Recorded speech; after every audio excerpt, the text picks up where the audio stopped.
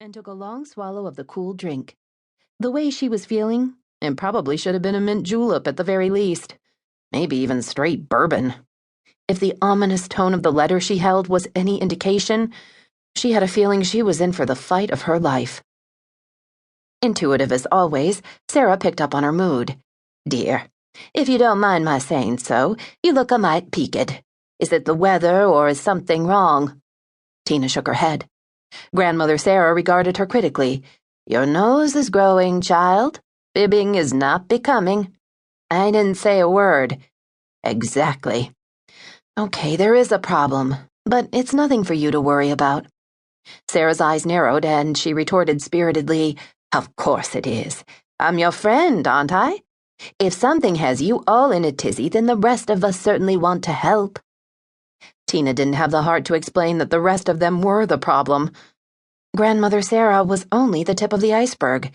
There was slightly dotty Aunt Juliet, also no relation, as well as little Billy and old Mr. Kelly, to say nothing of Sam's great-grandchildren, one of Bandit's descendants and Lady Macbeth, a parrot who had the vocabulary of a drunken sailor. No matter how she looked at it, Tina admitted, it was not your typical household. But that didn't mean she was breaking the law, although clannish, well-moneyed Palm Beach seemed to have a whole encyclopedia of etiquette and a long list of specialized zoning regulations all its own. It had been 5 years now, but she'd never quite gotten used to the transition she'd made from her barely middle-class childhood in West Palm Beach to the wealthy island enclave across the bridge. Her 3-year marriage to Gerald Harrington had given her instantaneous social status, financial security, an estate that edged the Atlantic Ocean, and, most of all, a joyous, storybook love. Gerald's accidental death in the crash of the company jet 2 years earlier had devastated her. At 26, she was left rattling around in a huge old house, surrounded by staff who refused to even sit down and play a card game with her. They put her meals on the table, then retreated to await the tinkle of a bell. The cook would have been horrified if she'd known that Tina would have preferred to eat in the kitchen. The butler would have been equally shocked if she'd suggested he join her at the imposing dining room table.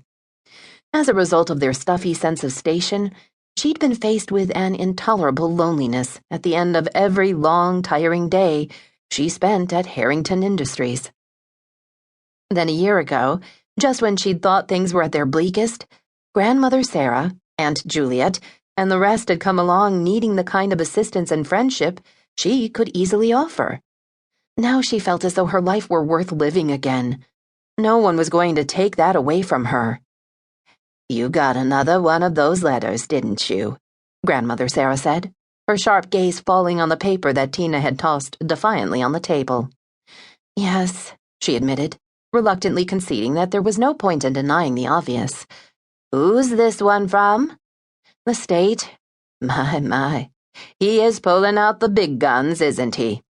He, of course, was Drew Landry, her new neighbor, and the man behind this letter and a whole series that had preceded it.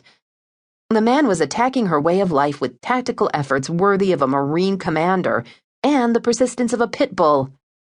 "I just don't understand it," Tina muttered. "What difference could it possibly make to Drew Landry if I have a few house guests?" Grandmother Sarah lifted her eyebrows. "Okay," Tina muttered defensively, "so you're not exactly house guests in the traditional sense. You didn't drop in from Monte Carlo or London or Boston. You're not just here for the annual Red Cross Gala. I still don't see what business it is of his or the state of Florida." "Why don't you talk to him, dear? Explain about all of this. I'm sure he's a reasonable man." An image of Drew Landry flashed in Tina's mind. Her tall, dark, jet-setting neighbor with the formidable scowl and the well-toned, impressively proportioned body struck her as anything but reasonable. On the one occasion when they'd met, long enough for her to offer to pay for the window Billy had broken with the best hit ball of his Little League career, Landry's extraordinary blue eyes had flashed angrily. The nostrils of his patrician nose had flared, and his full, sensuous lips emitted a string of oaths her parrot would have envied. Tina, who was rarely intimidated, had literally quaked under the impact of his fury. It was not a scene she was anxious